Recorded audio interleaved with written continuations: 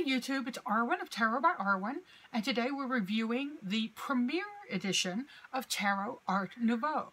Now, there are two versions, or two decks with a very similar name. Art Nouveau Tarot by Matt Williams, out of print, hard to find, gorgeous, and there's Tarot Art Nouveau. It is by Lo Scarabeo, art by Antonella Castelli, and the new book is by Lunea Weatherstone. Now, the packaging on this is simply beautiful. It's really, really nice. It is, this is intentional. It's just for show. I guess it's to let their boxes show off a little bit. Nice box. Keesa's being very noisy today. I don't know why. Apparently we need to talk. Woo, knocking things off. Now let's look inside the box. So, now I want you to see that my cards came warped just a little bit. Not a big deal. They were in sealed packaging. When I took them out, they were already a little warped. Don't know why. The booklet is very sizable. It's a nice size book. Pretty on the inside. Pretty, pretty. Okay. And these are in different, the reason it's so big and has different sections, different colors, it has different languages. Excuse me a minute while I readjust Keesa, who is being bad. Now she's going to go be bad behind my back. But they talk about the whiplash curve, sudden violent curves created by the crack of a whip. And it's what, she says, it's what many people first think of when they envision Art Nouveau. That this undulating, sinuously sensual line motif calls to mind the opening notes of Claude Debussy's Mysterious Shrinks or Prelude à l'après-midi d'enfant. I screwed that up, that's okay. And she says that any of his music would make a great accompaniment. This is a 3-card spread she designed. Now, it is in English, Italian, Spanish, French, and German. And I really, really like the way this deck is, the book is set up. You get little tiny colorings or color images of them. I am going to tell you that this deck has a Thoth numbering, and by that I mean Justice and Strength are reversed in this deck. Justice is 8, Strength is 11. And we're going to look at Strength because it's a card I think you should look at. Let's take a look at the actual cards themselves. Let me get out the ones I pre-picked. Are these them? Oh my goodness, yes. First, let's look at the back. The back's really pretty, y'all. Not reversible, but that is the back.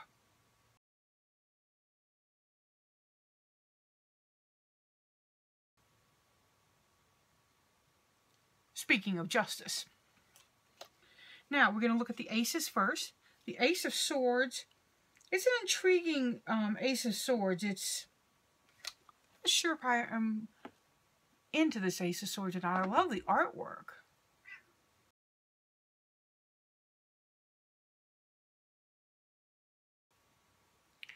What I don't like is the woman and her expression. She seems sorrowful. She seems to be hiding from the thought. She seems to be hiding from the sword.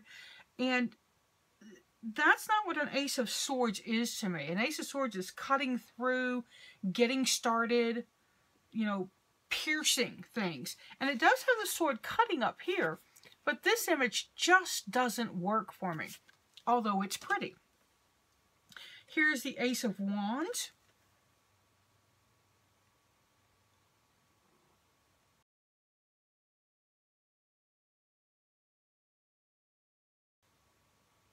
This is a much nicer ace. I really like this.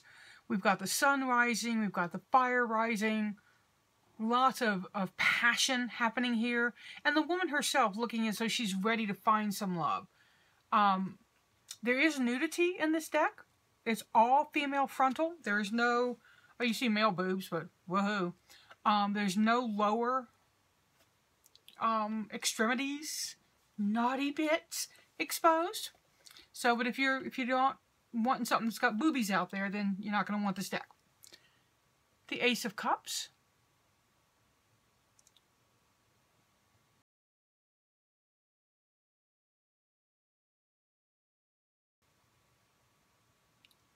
I love the moon in the background as her connection, pouring water out. That now, again, I'd rather see an actual cup. This is an awful temperance or star-like to me. So, again, beautiful cards, right? Gorgeous, gorgeous work. But the imagery for me to pick right into it is a little off for me. I'd have to stop and go, that's a 1, that's an ace, and then go. So, I want to point that out. Ace of Coins.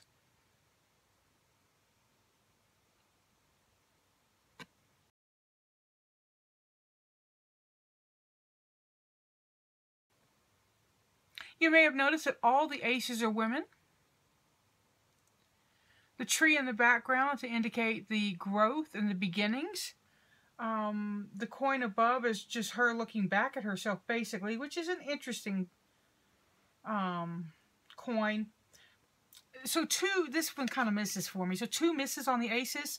I think that if I worked with this deck, I would be able to wrap my head into them. I'm doing this literally opening the deck and unboxing it for you. So that, you know, sometimes when I hit cards that are, that's what I want y'all to see. So I just grabbed the aces and I grabbed the 10s. I grabbed some court cards. And then I grabbed some of the arcana. I like the major arcana. So let's take a look at the 10s. 10s are completion of journey. They're the end of the suit. So they're the completion of the aces. Here's our our 10 of swords. All the 10s on the side. That's kind of a Marseille style in terms of putting the numeric markers out where you can see them and then some other kind of scene.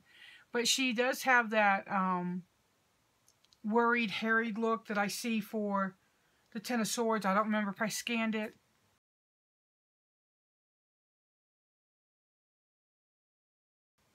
Sorry.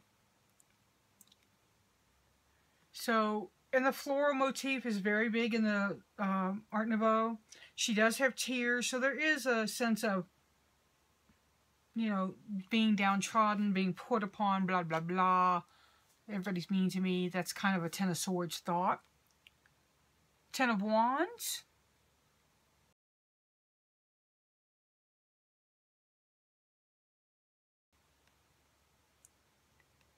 Ten of Wands is being overburdened and worked too hard. It's having too much to do. It's often a card of not doing one more thing. This card, other than her look, is a little bit petulant. Really doesn't get that for me. Maybe the tangled up flower vines down there in the front. But that's kind of a miss for me. 10 of Cups.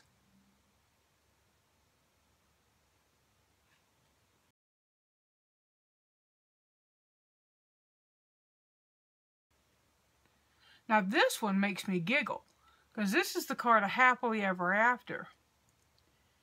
And that's 2 women. Woohoo! Way for the lesbian card in the Art Nouveau, Tarot Art Nouveau. There very much is a sexual content to this to me. Their gowns are intertwined. Look up there at the blue and the down here.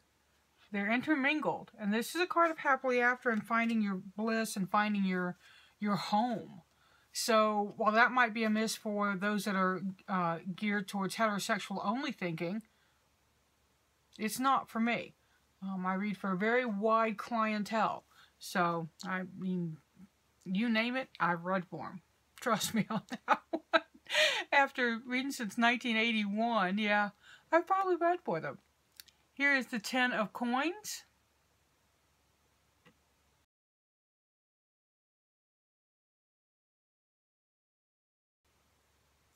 This should be a card of home and hearth and family. Other than the 10 coins on the side, I don't get that. She does have a necklace on. She has a bracelet. earrings, so maybe that's showing her wealth. We're doing the coin suits, and here is the page. Now, I'm sorry, y'all. He's pretty.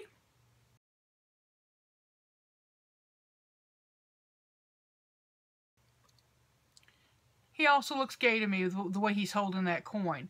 It looks like he's holding it like, la la.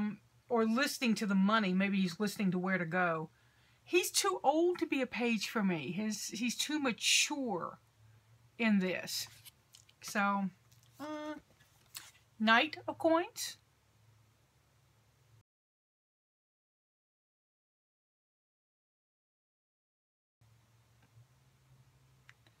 I like him. His horse is moving. There's a lot going on here. There are 2 hooves off the ground. He's got the coin raised up. He's got a fierce look on his face, and he's facing off the card, so he's going somewhere. Y'all have heard me say, knights need to move. The queen.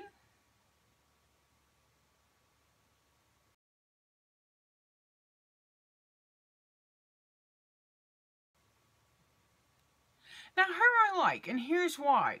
She's got that coin in her hand. She's got a lot of jewelry on. She's got a lot of opulence about her. Yeah, her boobies are hanging out. I'm a little miffed that all the girls have their boobs out, and you'll see what I mean when we get to the king. But I like the piece in the background. It looks like a stained glass window, so that could be her craft piece, because the queen of coins is somebody who makes things and creates things, and a homemaker. The king.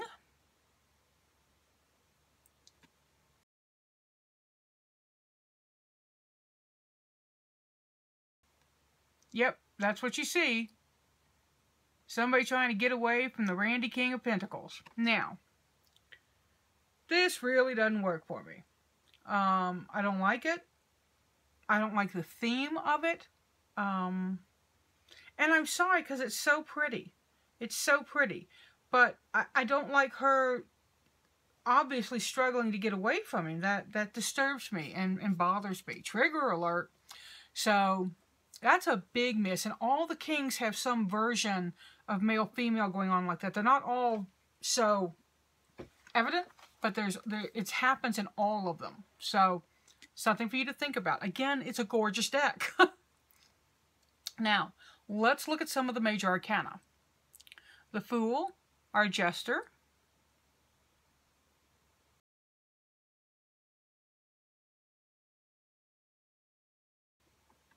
Yep, that's a snake at his feet. So his being driven forward is a snake striking him. He definitely has the go forward motion. This is a great Fool. He is moving it. Now, you will notice that the majors don't have anything down here or up here. You got to know your numbers. This is the Empress. She's always number 3. She's a great Empress. And you see this sweep?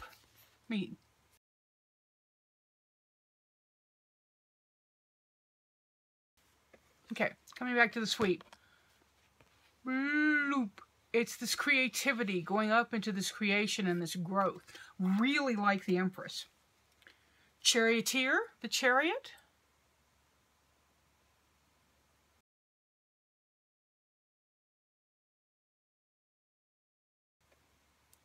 He's pointing off. This is an unusual chariot. You don't see both animals. They're off camera, if you will. You only see one horse. And he's looking off to the side. Most charioteers tend to be coming at you from a direct angle. So, an unusual chariot. It doesn't not work. I mean, it absolutely has the movement and the energy of the chariot.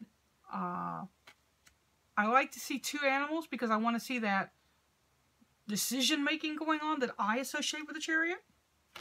Now, I talked a little bit in the beginning about strength and justice. And justice is, you can see a piece of justice here on the back.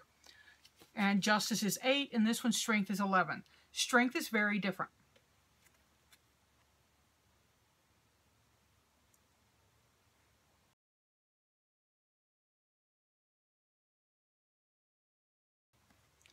There's no compassion. There's no real message for me other than defeat the beast. And it's a centaur, and I happen to be sympathetic to centaurs, so that I'm pretty sure this is Hercules in one of his battles. But this card doesn't get for me. You know, he's breaking the centaur's back over his knee. He's got a club. He's fixing to hit him. Utterly violent. Utterly not something I like. Probably won't be using this deck in readings because there's just some images that really hit me in the wrong way. I know readers that read with this deck and adore it. So I think it's just triggering me in some ways that probably I need to work on. I need to address those. So I'm glad that I looked at this deck because it's helping me in that area. Now we're going to look at death.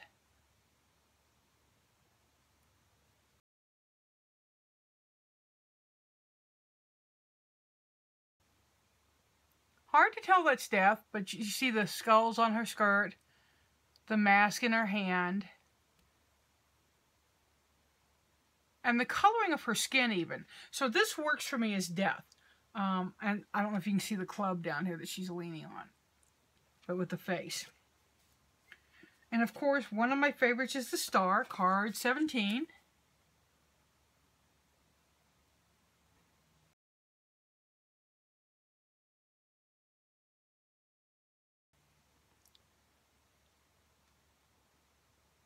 And reaching for the stars, reaching up. This has those images. It doesn't have the water connection. Again, it has kind of a lesbian connection to me. That woman's definitely checking out the other woman's boobs. Boob check. The star field in the back makes it easily recognizable. So that's a good thing. Now, let's look at the world card.